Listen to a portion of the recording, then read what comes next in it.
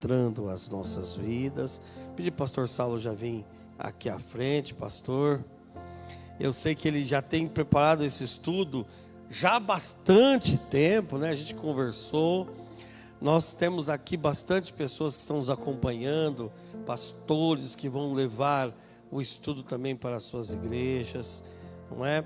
E hoje nós temos essa arma poderosa que é a internet, não é, irmãos? Eu estava falando esses dias, conversando com os irmãos, né? Já para eu pensar que nós já estamos em mais 36 empresas que estão abrindo o horário para ouvir palavra de Deus nas manhãs de segunda, quarta e sexta. Você já parou para imaginar que mais de 50 igrejas espalhadas, igrejas evangélicas, até igrejas católicas, abrindo para que as pessoas possam ouvir a palavra de Deus?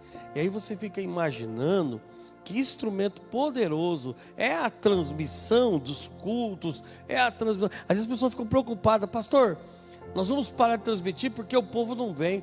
Irmão, o verdadeiro adorador almeja estar em comunhão, mas quando ele não consegue, ele não deixa de seguir, assiste ali também. É assim que funciona. Então, em nome de Jesus, ore por essas transmissões. Hoje estão testando, né, estão com uma câmera nova aqui, graças a Deus, mas que a gente possa levar a palavra, insta-tempo, fora de tempo, e o Senhor tem levantado pessoas, e vamos ver coisas grandes e maravilhosas acontecendo. Nervoso um pouco? Eu estou bastante. Vamos orar. Estenda suas mãos aqui, vamos orar. Senhor, eu quero apresentar a vida da tua igreja, adoradores, ó Pai, que estão reunidos para ouvir melhor, para conhecer a tua palavra. Em nome de Jesus eu apresento a vida do teu servo, pastor Saulo. Que ele seja instrumento poderoso nessas próximas 6 quintas-feiras.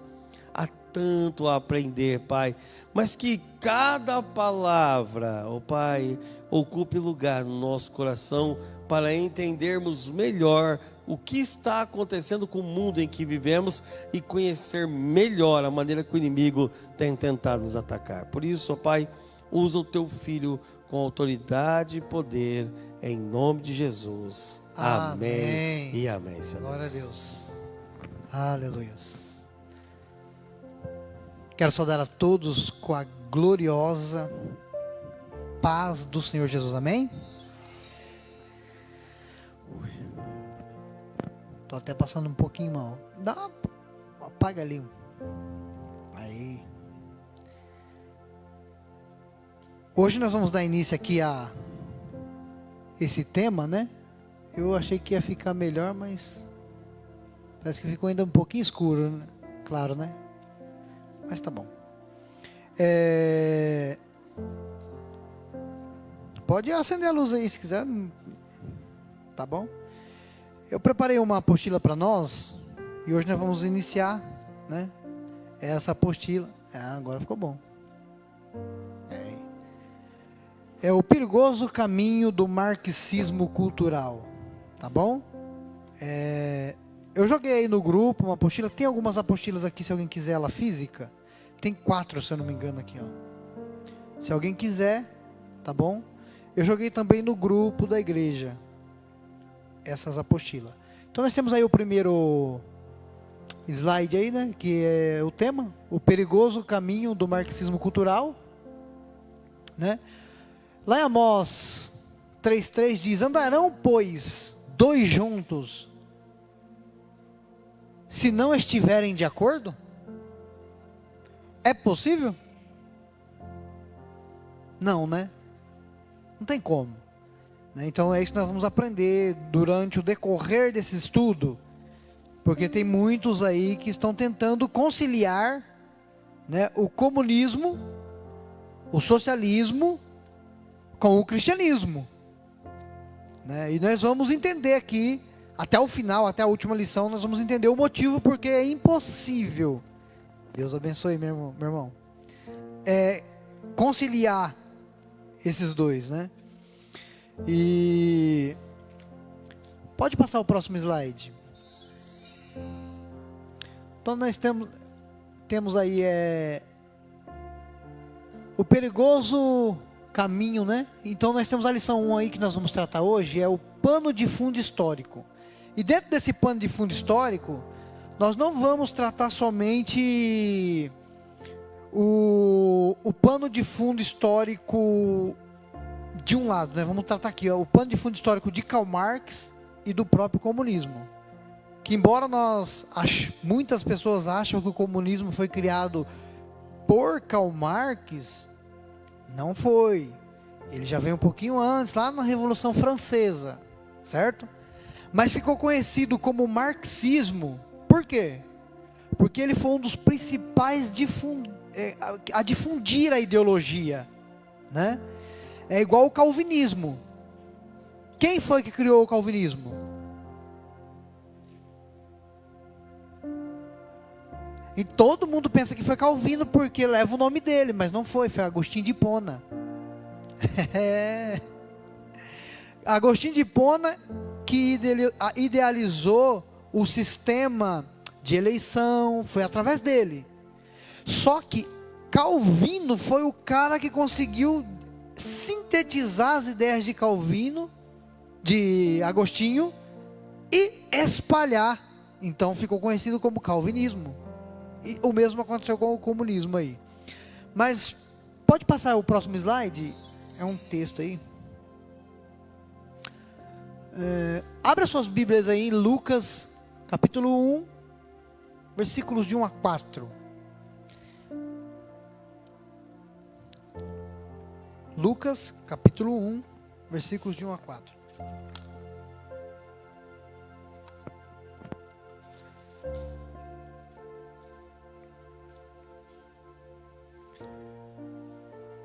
O próximo eu vou fazer ele mais escuro para ver se melhora. Branca melhor, né? Eu tava fazendo assim, mas falaram que era melhor botar o fundo preto. Falei, vamos testar, né? Só que quando eu coloquei a escrita branca, sumiu. Aí eu falei, a vermelha destacou melhor. Eu falei, mas mesmo assim, vai dar certo. Todos acharam? Lucas capítulo 1, versículo 1 diz assim: visto que muitos houve que empreenderam uma narrativa coordenada dos fatos, que entre nós se realizaram, conforme nos transmitiram os que desde o princípio foram deles testemunhas oculares e ministros da palavra, igualmente a mim me pareceu bem, depois de acurada investigação, né, de tudo, desde a origem, dar-te por escrito, ó excelentíssimo Teófilo, uma exposição em ordem, para que tenhas plena certeza das verdades que foste instruído. Amém? Por que eu escolhi esse texto? Porque é mais ou menos o que nós vamos fazer aqui. Nós vamos investigar na ordem aí. É lógico que vai ter muita coisa, por exemplo, na lição de número 5. Se eu fosse tratar o feminismo e a ideologia de gênero a fundo, eu teria que fazer uma outra apostila. Então, logicamente, nós não vamos falar exatamente tudo nos pormenores, mas o básico que é necessário para nós entendermos, tá tudo aqui, tá bom? Próximo slide aí. Fique gravado isso na mente de vocês, hein? É impossível falar do marxismo cultural sem conhecer o pano de fundo histórico, né, o enredo dessa história. Pois se nós fizéssemos assim, seria simplesmente ou meramente darmos a nossa opinião sem se importar com a opinião dos outros, né? E não é isso que nós queremos, né, nesse estudo. Nós queremos entender tudo, por que aconteceu, como aconteceu, qual a importância destes acontecimentos para nós e quais as suas consequências no lado espiritual do cristão, né? E você tem que ter em mente o seguinte: tudo, seja bom ou seja ruim, vai influenciar as pessoas. E mesmo sendo uma coisa ruim, vamos colocar aqui um exemplo: uma guerra que está devastando um país. É bom ou é ruim? É ruim, sim ou não? Mas isso tudo pode te influenciar de maneira positiva ou de maneira negativa. Vai ser como você vai analisar os fatos, que vai depender, né? Dessa maneira que você analisa, vai depender disso aí para que você seja influenciado ou positiva ou negativamente. Por exemplo, olha um exemplo clássico na Bíblia. Davi e os seus irmãos e os soldados de Saul estavam lá diante de um gigante chamado Golias, e ele blasfemava do nome de Deus, xingava o povo, falava: vocês são tudo covarde, vem cá me enfrentar, vem aí, vamos ver quem é homem aí para me enfrentar, né? E tinha um monte de soldado lá com medo, escondido. Davi chegou para entregar uma marmita ali para todo mundo ali, né? E viu aquilo ali: o que está acontecendo? Aquele homem é lutador desde sua infância, né? E está afrontando o exército do Deus vivo, já blasfemou de Deus. E vocês vão fazer o quê? Eu não tenho coragem não. Foram influenciados negativamente pelo gigante. Quando Davi ouviu o gigante blasfemando novamente de Deus e do povo, aquilo o influenciou positivamente. Ele disse: eu vou. Quem é esse incircunciso filisteu para afrontar o exército do Deus vivo? Davi sabia em quem ele cria. Então, o pano de fundo é importante, porque esse pano de fundo foi que influenciou o tal do Karl Marx, que nós vamos conhecer um pouquinho da história dele. Passa o próximo slide aí. Só que ele foi influenciado, infelizmente, de maneira negativa, né? E aí, então vamos lá. Nós vamos começar aí, vamos voltar um pouquinho para a escola, tá? Os diversos sistemas de governo existentes da história. E dentro desse panorama, né, histórico, nós vamos ver aí, para entendermos a teoria de Karl Marx, como conhecemos hoje, iremos fazer um tour pela história da humanidade, para conhecermos os principais sistemas de governo que existiram, e como eles eram, para sabermos o que levou aí Karl Marx a desenvolver suas teorias, o que inspirou ele aí, né?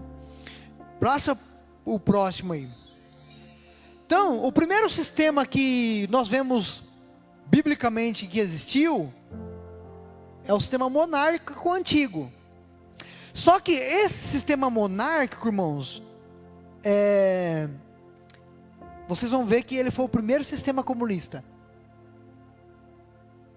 Quem foi o primeiro monarca da história que a Bíblia relata? Quem? Não. Nimrod. Foi o primeiro monarca, ele que começou a dominar os povos e exercer uma autoridade superior sobre eles. E aí ele idealiza a Torre de Babel, e aí ele fala assim: vai ficar todo mundo junto, o negócio do Estado grande. Eu vou comandar todos vocês, não vamos ficar aqui numa torre, se Deus quiser destruir de novo com água, nós vamos subir para a parte mais alta da torre, e certamente não morreremos, façamos o nosso nome grande. É uma espécie de comunismo. Nimrod foi o primeiro monarca e o primeiro comunista da história, né? Então, aí a partir daí nós vamos ver os diversos sistemas monárquicos, né? Por exemplo, no Egito os seus reis eram chamados de faraós. Na Grécia, né, eram chamados de magnos ou grande, né? Por exemplo, tinha o Herodes, que embora Herodes seja romano, mas ele copiou um título dos gregos, por exemplo, Alexandre o Grande. Então ele quis copiar, como ele tinha derrotado a Grécia, então Herodes o Grande, né, quis aí copiar. Mas de praxe em Roma, os seus reis eram chamados de Césares, né? Então tinha César Augusto, o próprio Nero era chamado de César. Até existe uma teologia escatológica que acabou se confundindo aí, porque quando você junta no hebraico César Nero, e você faz a gemátria, né, a soma do nome dele ali, do total, dá o número 666. Então, ele era a besta. Aí eu pergunto, quem que ele marcou com esse nome? Ele não marcou ninguém. Então não é ele. Se você for pegar, existe vários nomes, várias palavras que vão dar o número 666. Mas nós vamos, até a última lição nós vamos descobrir como que vai surgir isso aí, quando vai surgir, tá bom? Quem é eu não posso falar, porque eu não sei. Mas certamente quem ficar aqui vai descobrir. Eu não quero ficar para descobrir. Nós vamos ter uma revelação, mas não vamos ficar aqui para vê-lo, né? Então, o sistema monárquico antigo aí, então tinha os faraós, os Césares, né? São sistemas aí que durou, esse sistema monárquico antigo, ele durou aí pelo menos até o 5º século da nossa era já, após Cristo, né? Que foi o sistema aí que perdurou muito tempo mesmo. O próprio Israel, né? Que era uma nação teocrática, que Deus governava. Depois teve aquele episódio com Samuel, né, que o povo rejeitou. Por que as nações têm reis e nós não? Levanta um rei sobre nós. Aí Deus vai falar para você, olha, eles não rejeitaram você, eles rejeitaram a mim. Então levanta aí Saul sobre eles, né? E aí Saul foi aquela decepção. O próximo slide. Deixa eu ficar atento ali na hora ali, que senão eu falo demais. Após a decadência aí do sistema monárquico antigo, né? Sim, eu esqueci desse detalhe. Antes de entrar aí, nesse período aí, no final aí desse período, quando a igreja, a monarquia se fundiu com a igreja católica, surgiu esses anuncins aqui. Vocês já ouviram falar desse termo? Anuncins?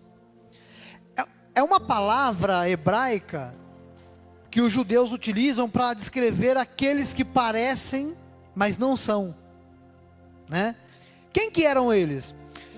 Quando Roma, ela impunha quando estatizou a igreja, ela obrigava as pessoas a se converterem, a se tornarem católicos, né? E os judeus sofriam muita perseguição por causa disso, né? Vamos, para não ir longe, por exemplo, quando Portugal chegou aqui, né, nas cravelhas lá, né, trouxeram um padre, rezaram a primeira missa, começaram a roubar os ouros do Brasil, todos os tesouros do Brasil, né? O Brasil já começa errado desde o início, né? Aí, nós vamos ver uma coisa. Eles trouxeram escravos e pegaram os índios, e eles não chegaram assim, vamos evangelizar essa nação. Vamos evangelizar esses índios. E aproveitar, vamos evangelizar os escravos que trouxemos. Não, simplesmente falar, a partir de agora vocês são católicos. E pronto, acabou. E até hoje no Brasil, se você pegar qualquer católico e perguntar, quem foi o padre que te evangelizou e que te convidou a aceitar Jesus? Não lembro, não sei, não teve. É tudo por imposição. É batizado quando criança, é tudo por imposição, né? Então, isso sempre existiu, né, dentro da igreja católica. Então, no forçar os judeus, eles começaram a fingir. Então, quando eles estavam lá fora em público, eles comiam carne de porco, Eles faziam o sinal da cruz, mas quando chegavam dentro de casa, eles pediam perdão por tudo isso e viviam a lei de Moisés. Foi até por isso que no século 17, se eu não me engano, foi a Inquisição, que houve a Inquisição, porque eles começaram o imperador junto com a igreja começou a desconfiar, falar, cara, esses judeus tá tapeando nós. Por quê? Pegaram uma noite fria, um inverno rigoroso, então era comum naqueles local, toda casa tinha uma chaminé por causa do inverno, então você acendia a fogueira para se aquecer, né? Então vem cá ver, ó. Você está vendo, ó, fumaça, mas você está vendo aquelas casas ali, ó, não tem fumaça na chaminé, e hoje é sábado, é sexta-feira à noite. Na lei mosaica, um judeu não poderia, a partir de 6 horas de sexta-feira, ele não poderia acender fogo. Esses camaradas estão enganando nós, eles estão dizendo que se tornaram católicos, mas eles continuam guardando a lei de Moisés.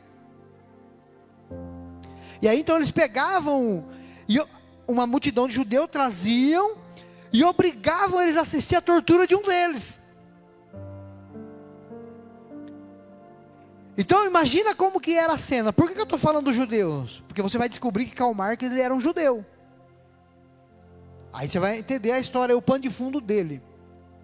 Então os anunciantes eram judeus forçados a se converter ao catolicismo, né, ou ao luteranismo, que é uma outra coisa. Por exemplo, no caso de Karl Marx, foi o tal foi a igreja luterana que fez a mesma coisa. Lutero seguiu, ele protestou e passou a fazer o mesmo que a igreja católica. Quando ele chegou na Alemanha, a Alemanha, então, como ele era alemão, então a Alemanha se desprendeu, assim como a Inglaterra se desprendeu do catolicismo e virou, a religião oficial agora é a anglicana, então agora eles se livraram do jugo romano.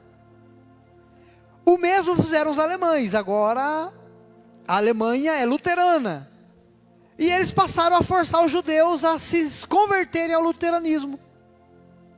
Olha, é o passado podre de Lutero, né? Que ninguém conta. E então, para evitarem essas perseguições, então eles fingiam serem católicos. Mas a Inquisição veio e pegou de jeito eles novamente, né? Pode passar o próximo slide. Então aí vai surgir, então, a partir dessa decadência aí, o sistema feudal. Acho que todo mundo já estudou isso aí, feudalismo, né, na escola, que era... A monarquia virou um enfeite.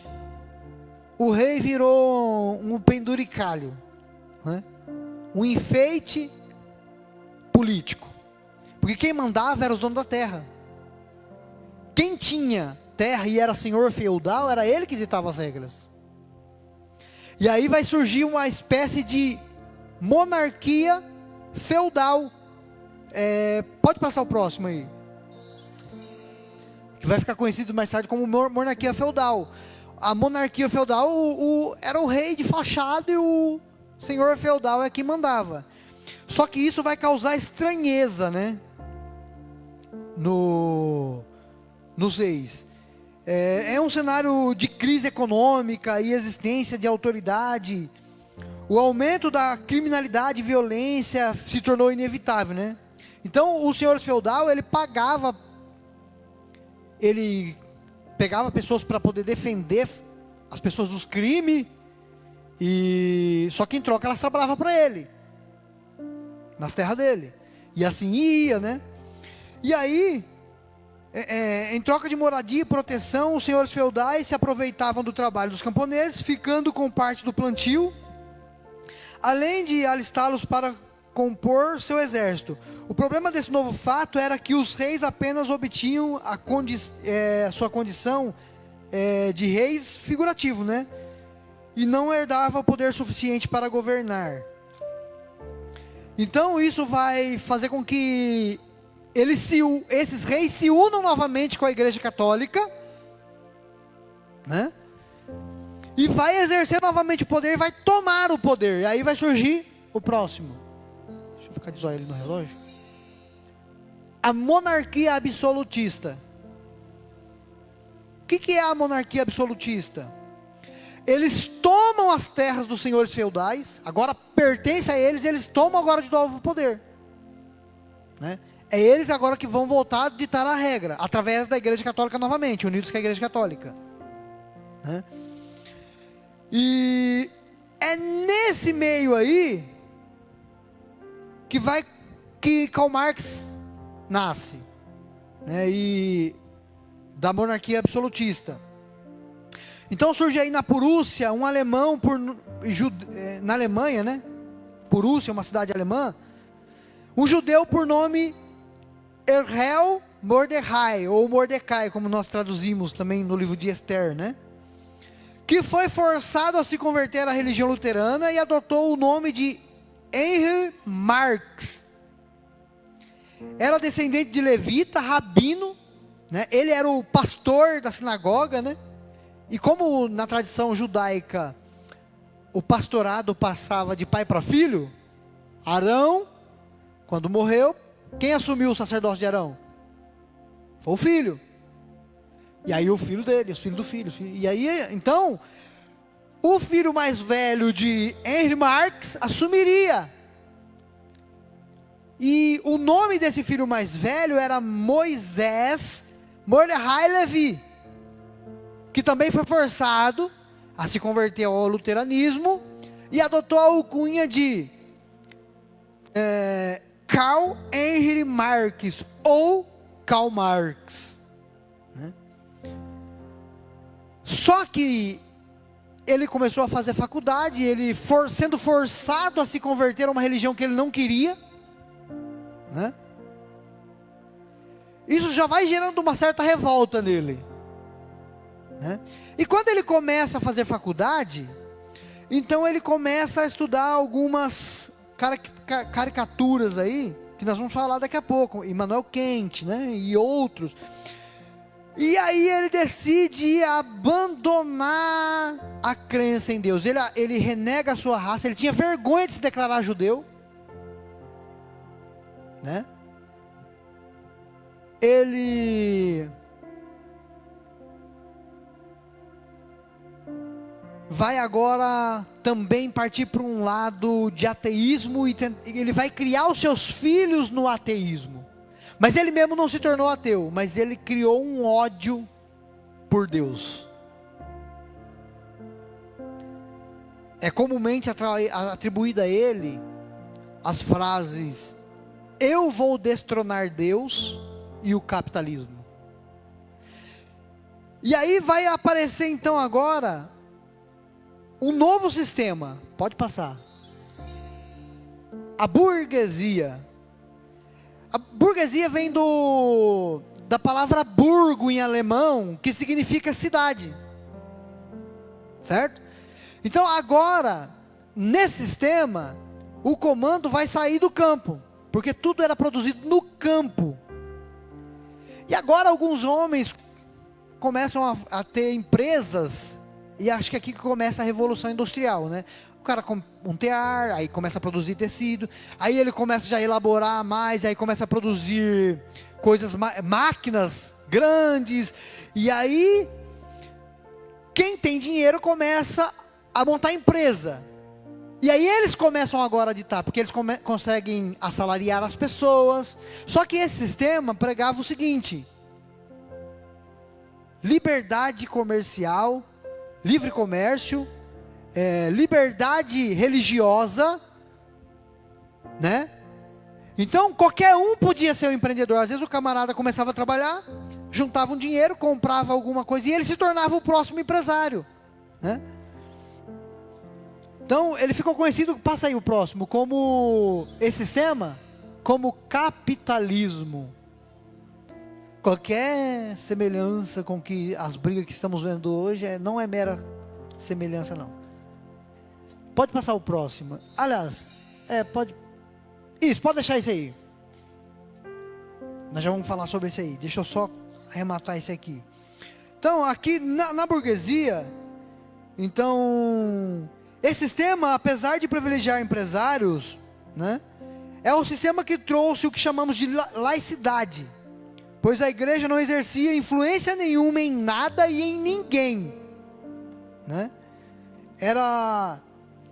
Dava liberdade religiosa, liberdade financeira.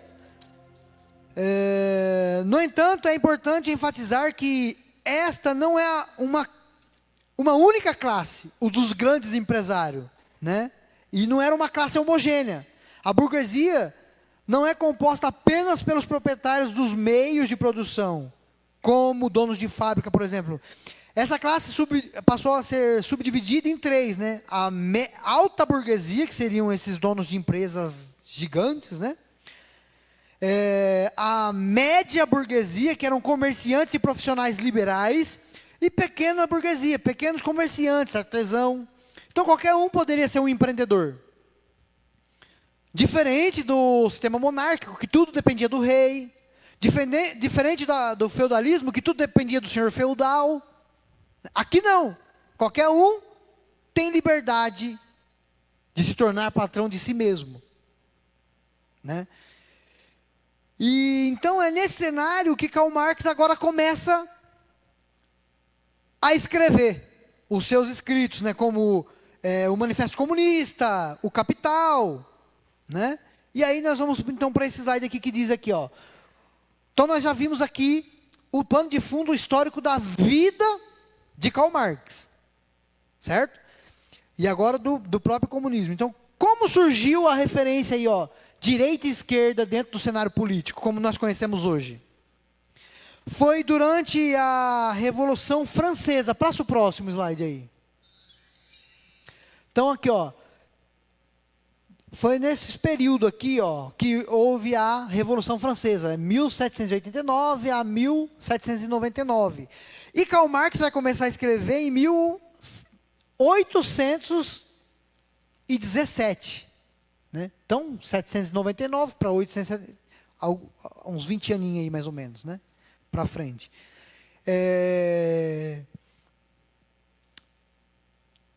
Quando houve lá a Revolução Francesa, então eles começaram a lutar exatamente pelo que o comunismo luta hoje.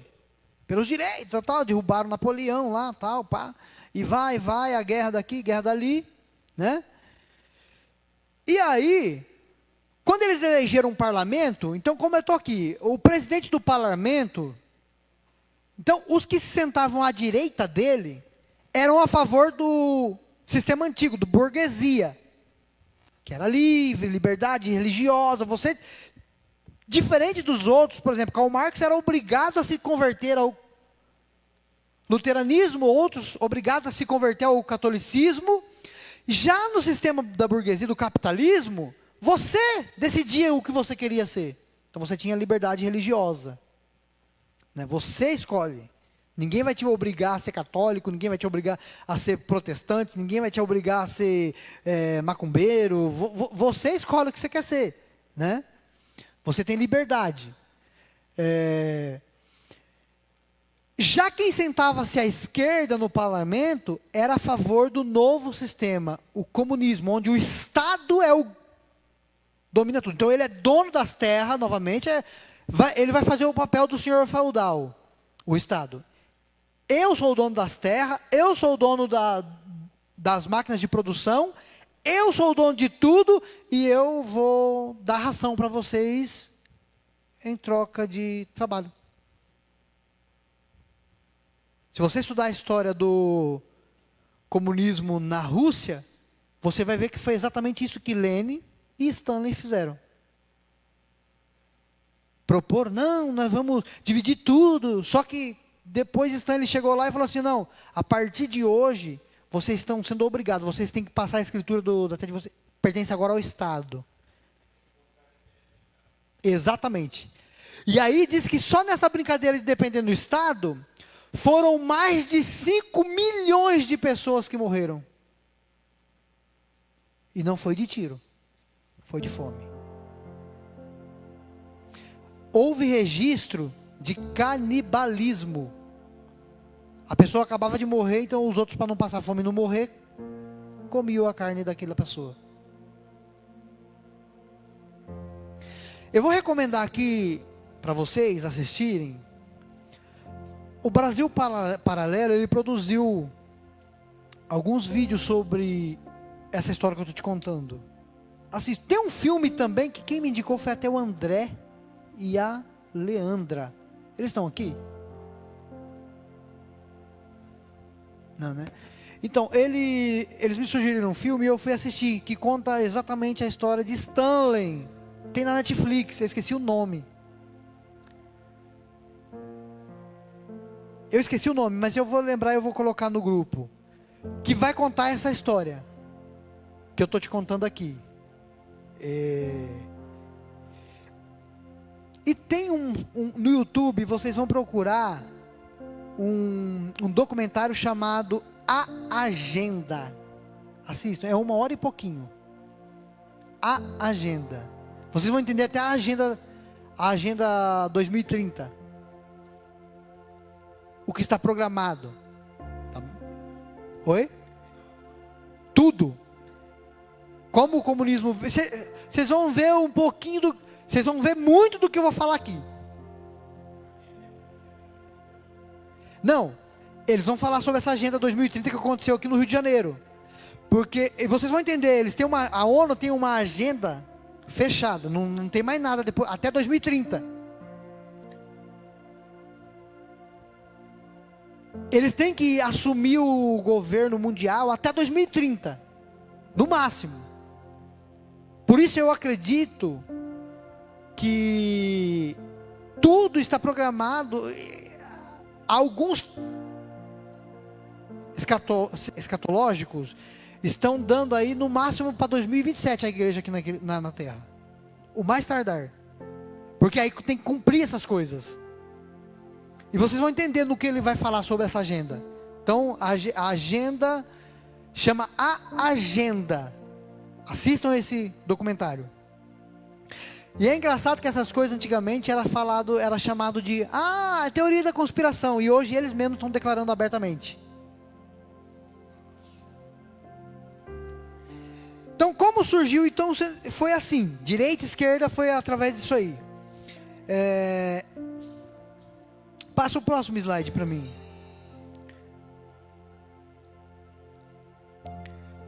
Na Revolução Francesa, o comunismo ele adotou. Só que esse comunismo depois ele assume o poder lá na França. Só que depois ele é tirado do cenário por um bom tempo. Tá? E vocês vão ver isso aí. Nós vamos falar isso aí já daqui a pouco. Eles adotaram um lema que era o seguinte: liberdade, igualdade, fraternidade ou morte. No ano de 1822, em 7 de setembro, foi dado às margens do rio Ipiranga, né, o grito de independência por Pedro Américo de Figueiredo e Melo, com os seguintes dizeres: independência ou...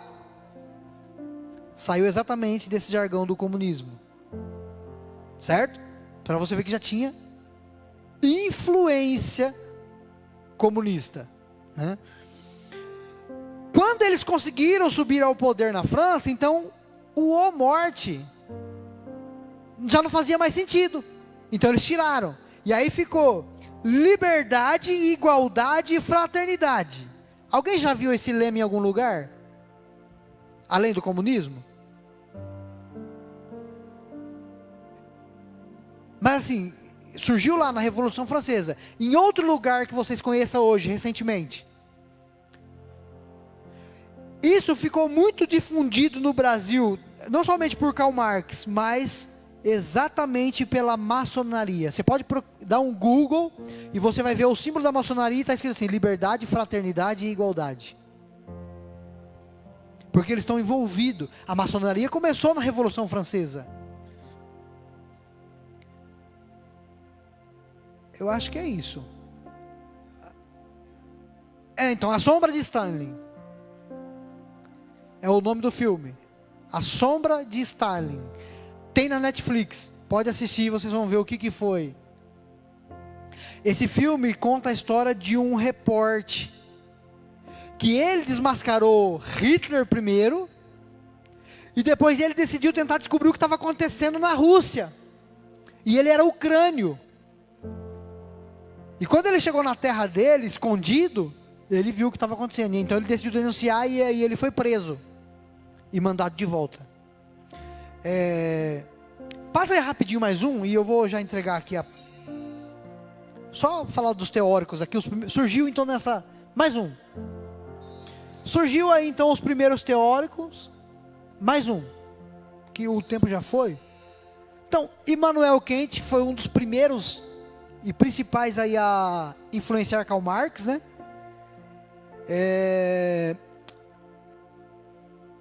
O que influenciou Karl Marx aí era uma extensão do método de raciocínio de antinomia, né?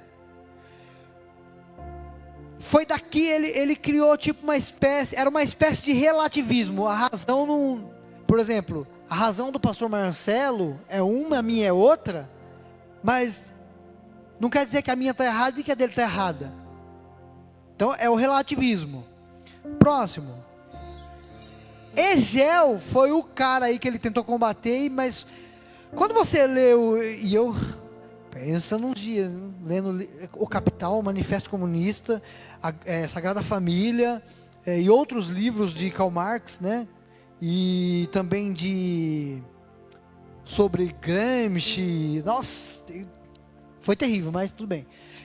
Quando você lê o livro A Crítica sobre Hegel, sobre a filosofia de Hegel, ele combate Hegel, mas falando mais do mesmo.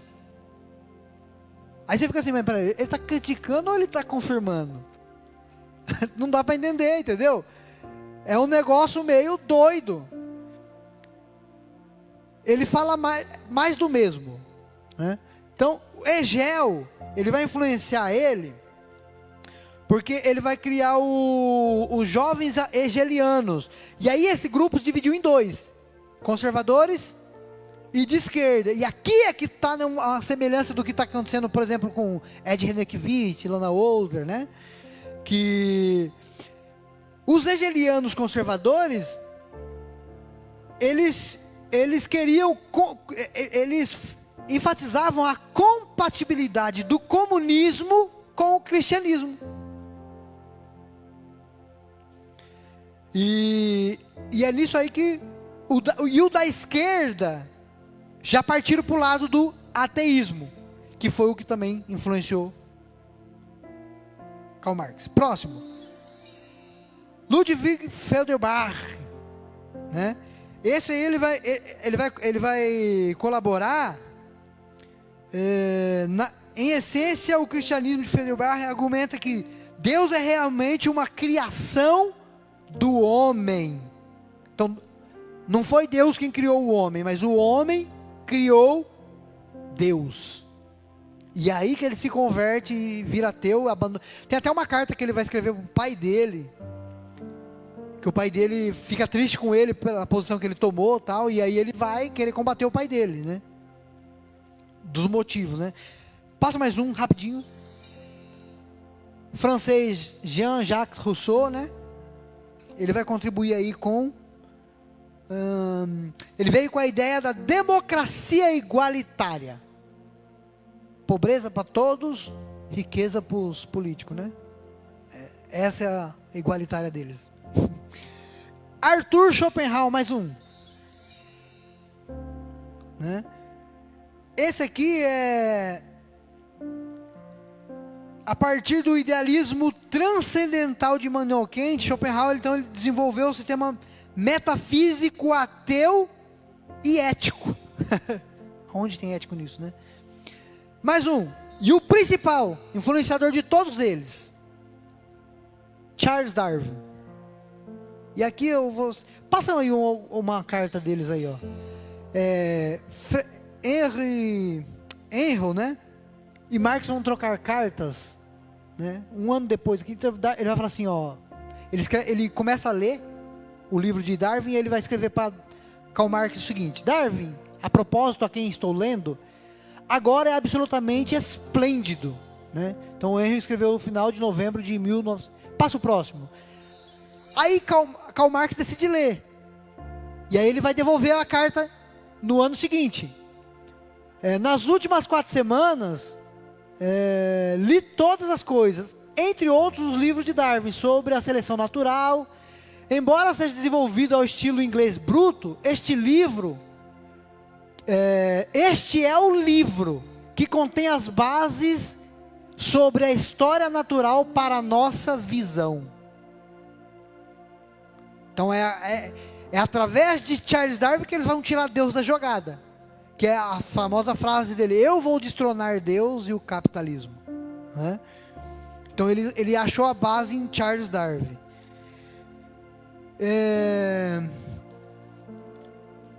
Pode passar o último slide para mim? Não, mais um. E aí eu vou passar aqui já para o pastor. Pode vir. Isso. Então nessa primeira aula aqui, foi um pouquinho corrido, mas é o pano de fundo. Nós precisamos entender o que influenciou Karl Marx. Primeiro, a sua história de vida, o que ele passou, o que ele vivia. Segundo, esses camaradas aí que foram desenvolvendo teorias. Ah, mas você não leu. Li, e tem um ainda que eu estou lendo, é 1.400 páginas, que é o Capital 1, 2 e 3. Né? O Manifesto Comunista, você encontra a frase lá que é de arrupiar o cabelo da nuca. De tudo isso, o conselho que Pedro nos dá: antes crescei na graça e no conhecimento de nosso Senhor e Salvador Jesus Cristo. A Ele seja a glória, tanto agora como no dia eterno, para sempre. Amém. Amém? Então, esse é um pouquinho do pano de fundo histórico.